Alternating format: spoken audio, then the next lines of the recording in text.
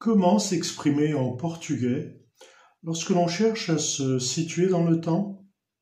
Dans la vidéo d'aujourd'hui, je vous donne quelques phrases, quelques expressions qui vous seront certainement utiles dans la vie de tous les jours, puisqu'elles sont simples, faciles à mémoriser.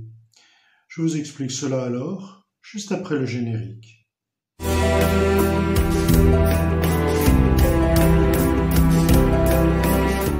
Bonjour, c'est Philippe. Bienvenue sur ma chaîne, sur laquelle j'aide la communauté francophone à apprendre le portugais. Mon approche quant à cette question se fait essentiellement en cherchant à vous expliquer la langue à travers sa grammaire, mais également en touchant à certains aspects, certaines particularités de la culture du pays ainsi que de son histoire. Si vous êtes nouveau sur cette chaîne, n'hésitez pas à vous abonner puisque je publie régulièrement par semaine. Donc, pour en revenir à la question posée au tout début, voyons comment, en portugais, nous pouvons apprendre à nous exprimer en ce qui concerne la notion de temps, en ce qui concerne la nécessité de se situer ou de se repérer dans le temps.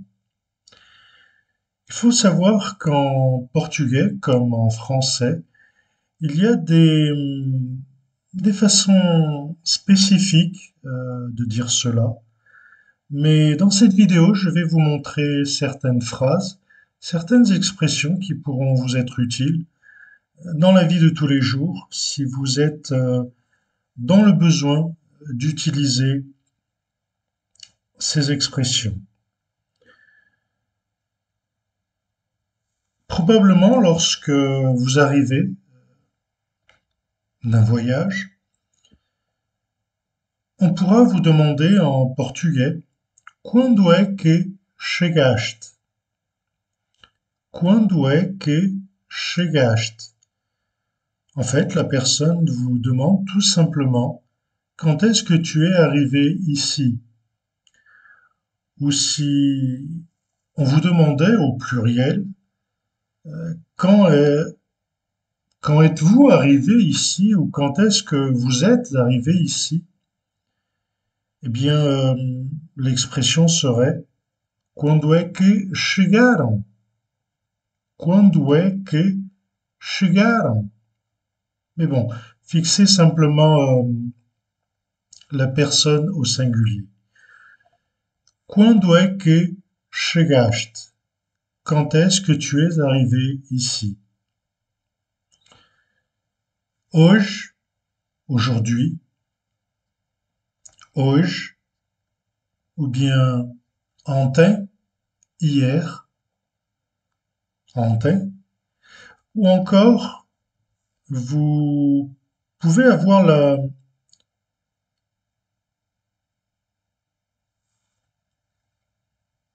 vous pouvez avoir le besoin de dire há 2 dias, il y a 2 jours. Há 2 dias, du verbe avoir, haver, há 2 dias. Ou encore, há uma semana, il y a une semaine. Há uma semana. Ou encore, o mês passado, le mois dernier. Puis on peut vous demander, tout simplement, ce qui serait assez logique, entre famille ou entre amis, ficas quanto tempo? Ficas quanto tempo? Tu restes combien de temps?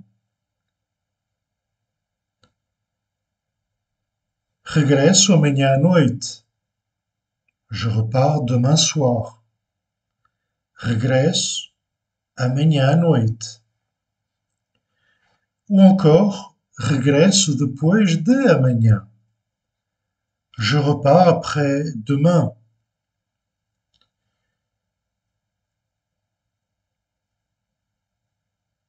Vous pouvez vouloir dire également tenho um voo para as 10 horas. Tenho voo para as 10 horas. Ou, en français, j'ai un vol à 10 heures. Regresso para a semana, quinta-feira. Regresso para a semana, quinta-feira. Je repars la semaine prochaine, jeudi. Mais si ce n'est pas jeudi, ça peut être un autre jour, comme par exemple lundi, mardi, mercredi, jeudi, vendredi, samedi ou dimanche. Donc voilà comment s'écrivent et se prononcent les jours de la semaine. Lundi, segunda-feira. Mardi, terça-feira. Mercredi, quarta-feira. Jeudi, quinta-feira. Vendredi, sexta-feira. Le X se prononce che, sexta-feira. Samedi, sábado. Vous accentuez la première syllabe. Sábado. Ou encore dimanche, domingo. Peut-être avez-vous remarqué qu'en portugais, vous trouvez l'expression juste après le mot le jour de la semaine, le mot ou l'expression feira. Segunda-feira, terça-feira, quarta-feira, quinta-feira, sexta-feira. Pourquoi cette particularité? Pourquoi ce mot? Et que veut-il dire en fait? Que signifie-t-il? J'ouvre alors une petite parenthèse pour répondre à ces questions, pour satisfaire cette curiosité. Euh, En fait, si vous avez le besoin de vous exprimer en ce qui concerne les jours de la semaine, et s'il vous arrivera de dire segunda, terça, quarta, sans le mot feira, c'est tout à fait correct. Mais disons que la forme la plus complète est segunda-feira, terça-feira. Donc vous ajoutez le mot feira au jour de la semaine. Alors pour satisfaire la curiosité, au cas où vous seriez demandé euh, pourquoi cette expression juste après les jours de la semaine. Bien, les jours de la semaine sont assez faciles à comprendre. Dans une semaine de 7 jours qui commence le dimanche. Mais pourquoi alors le mot feira et que signifie-t-il? Le mot feira vient de feria qui en latin signifie jour de repos. Le terme a commencé à être employé en l'an 563 après un concile de l'Église catholique dans la ville de Braga, au nord du Portugal. Donc c'est une ville qui, si je ne me trompe, se situe plus de 50 kilomètres, si je ne me trompe, plus de 50 kilomètres au nord de la ville de Porto. Donc euh, c'est une ville qui a son importance dans l'histoire du pays, mais qui se situe donc dans la région nord du Portugal. Et il faut savoir qu'à l'origine, les noms des jours de la semaine ont été influencés par l'astrologie, chacun représentant un astre, comme par exemple le Soleil, et on retrouve un peu cette origine, cette racine dans le mot en anglais, par exemple. Sunday, jour du soleil. ou encore lundi, comme lunes en espagnol, jour de la lune. Le mardi était consacré ou dédié à Mars, mercredi à Mercure, jeudi Jupiter, vendredi Vénus et Saturne avait pour lui le samedi. Mais dans les pays latins, dans les pays influencés par la chrétienté, le jour du soleil, solis dies, a été remplacé par Dominica. Donc ce jour était le dimanche et sous l'influence de l'Église, de la chrétienté, ce jour a été remplacé par Dominica, le jour du Seigneur, et Saturni dies, jour de Saturne ou samedi, correspondant à notre samedi, au samedi en français. Donc ce mot ou ce jour a été changé par sabbatum, dérivant de Shabbat ou jour de repos, conformément à ce qu'on peut vérifier dans les écritures hébraïques. Mais insatisfaite avec l'origine païenne des noms des jours, l'Église catholique des pays de la langue portugaise a transformé l'hommage qui était fait aux astres en chiffres. Donc elle a changé le nom des astres ou le nom des jours de la semaine qui avaient une origine dans les astres, les a changés en chiffres. Et cela grâce à un évêque, São Martinho de Braga. Donc l'évêque São Martinho de la ville de Braga, qui affirmait qu'on ne pouvait donner des noms de démons au jour que Dieu avait créé. Et cela donc durant l'année 563 de notre ère. Pour sa part, le mot feira, qui veut dire foire, a surgi en portugais parce que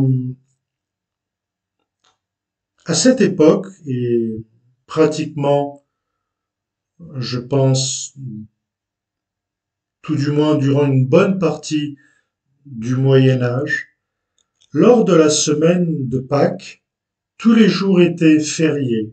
Tous les jours étaient considérés comme des jours de repos. Et les foires et le marché travaillaient à ciel ouvert, pour ainsi dire.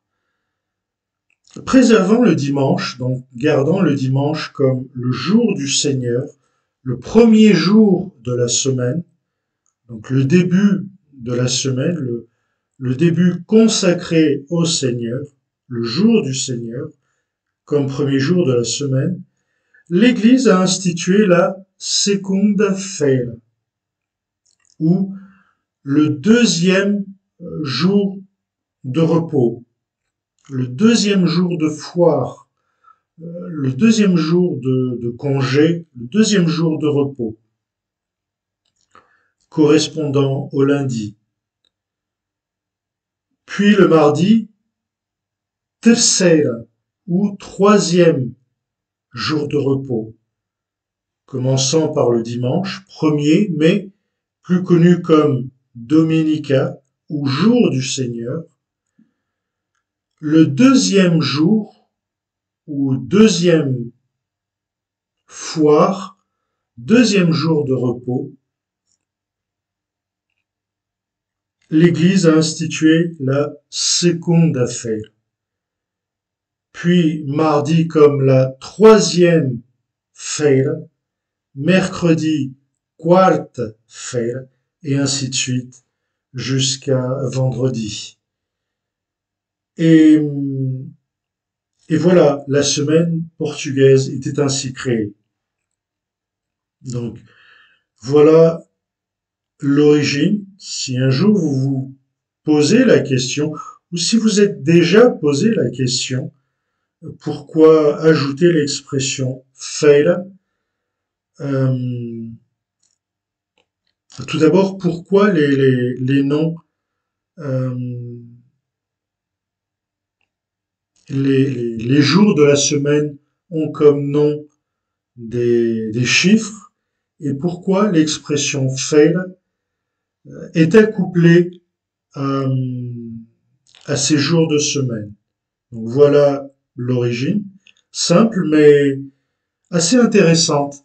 Et voilà pourquoi je vous dis parfois que apprendre une langue ne se résume pas à l'acquisition de vocabulaire et à quelques notions de grammaire. Il y a beaucoup plus que cela. Lorsque l'on étudie, lorsque l'on apprend ou lorsque l'on cherche à acquérir une langue, il y a beaucoup plus que apprendre quelques mots et quelques notions de vocabulaire. Il est important de comprendre l'esprit de la langue, donc comprendre certains aspects, certaines particularités de la culture, mais également de l'histoire. Et cet aspect est assez intéressant puisqu'il vous permet donc de, de comprendre le pourquoi des jours de la semaine s'appelaient ou être dénominés de la sorte. Mais pour en revenir à nos expressions,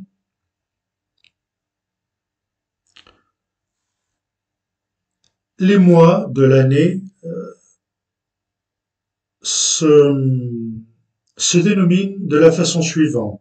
Janvier se dit janeiro, janeiro.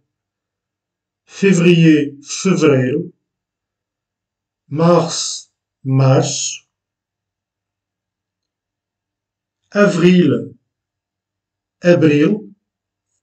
Mai, maio. Juin, junho, junho. Juillet, julho. Août, agosto. Septembre, setembro. Octobre, outubro. Novembre, novembro. Décembre, dezembro. Comme vous pouvez le voir, dans certains cas, il y a de petites différences, comme par exemple avril, mai, on ajoute une lettre, mais dans d'autres cas, comme par exemple août, peut-être on aurait eu une certaine difficulté à en arriver là. Euh, mais bon, ce sont là les mois de l'année. Et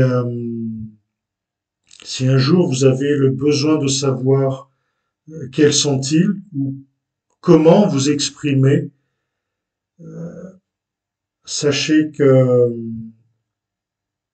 il se prononce alors de la sorte. Janeiro, fevereiro, março, abril, maio, junho, julho, agosto, setembro, outubro, novembro, dezembro. Puis quelqu'un pourra vous demander également à que horas partes? À quelle heure pars-tu?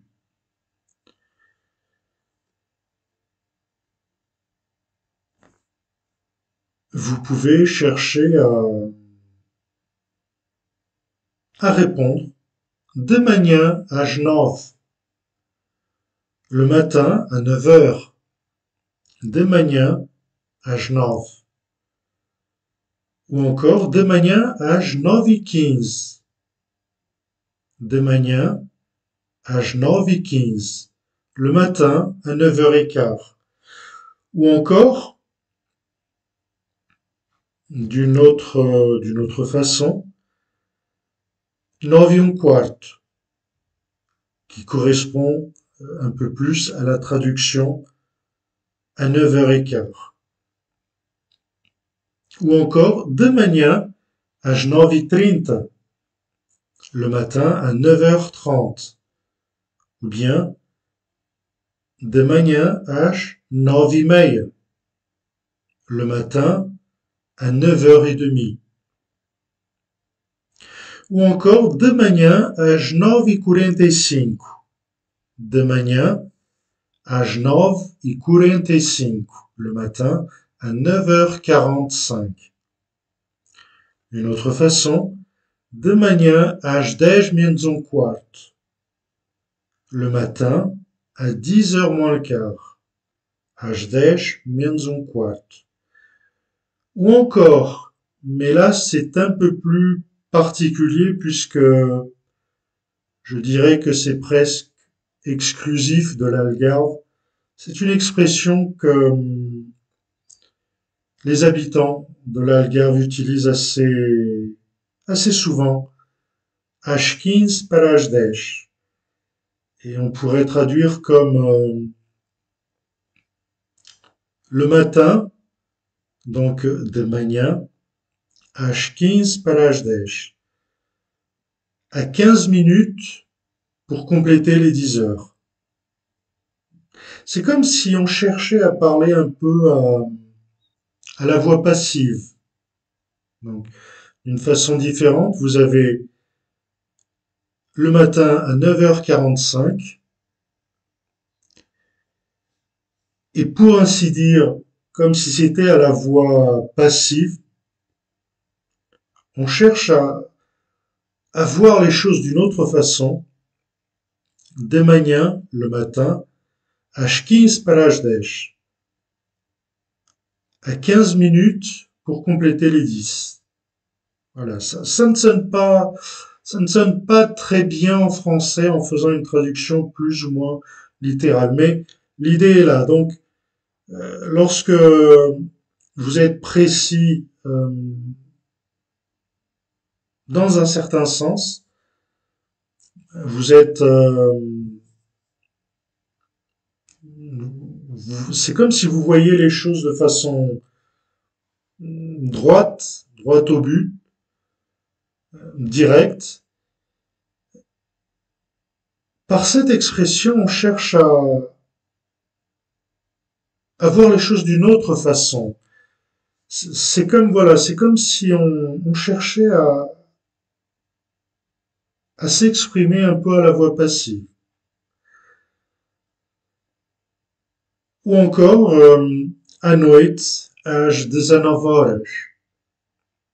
À noite, às 19 horas. Le soir, à 19 heures. Puis une dernière, oui exactement, une dernière expression, estou atrasado, je suis en retard. Donc voilà, ce sont quelques expressions, quelques phrases assez simples, puisque le conseil que je vous, que je peux vous donner, et que d'une certaine façon je répète, ne cherchez pas à compliquer les choses, ne cherchez pas à compliquer vos efforts, mais simplifiez-les. Cherchez à rendre les choses simples. Euh, plus que plus que le besoin de chercher à faire les choses de façon parfaite, lancez-vous. N'hésitez pas à parler ou à chercher à parler. N'hésitez pas à faire des erreurs, mais osez. Voilà. Ne vous limitez pas ou ne vous freinez pas dans votre élan dans vos bonnes intentions, dans vos efforts pour parler, pour apprendre à parler et à vous faire comprendre. Non, osez, n'ayez aucun problème de commettre des erreurs, mais dans tous les cas, simplifiez les choses. D'où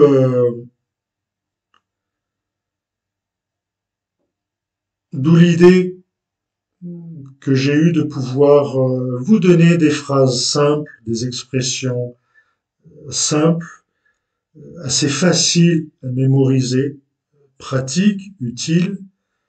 Cherchez à les utiliser dans les circonstances nécessaires et, et avec du temps, vous arriverez à les maîtriser. Voilà pour ce qui est de cette vidéo, en ce qui concerne le besoin de se situer, de se repérer dans le temps. Merci pour avoir pu assister à cette vidéo jusqu'à la fin. D'ailleurs, si vous avez aimé cette vidéo, n'hésitez pas à me le faire savoir par un petit pouce. N'hésitez pas, si vous avez des questions à me poser, à le faire dans les commentaires. Ce sera pour moi un plaisir de pouvoir vous répondre dans la mesure du possible. Si vous êtes nouveau encore une fois, n'hésitez pas à vous abonner, puisque je publie régulièrement par semaine. Merci encore une fois pour avoir pu assister. C'était Philippe. À une prochaine vidéo.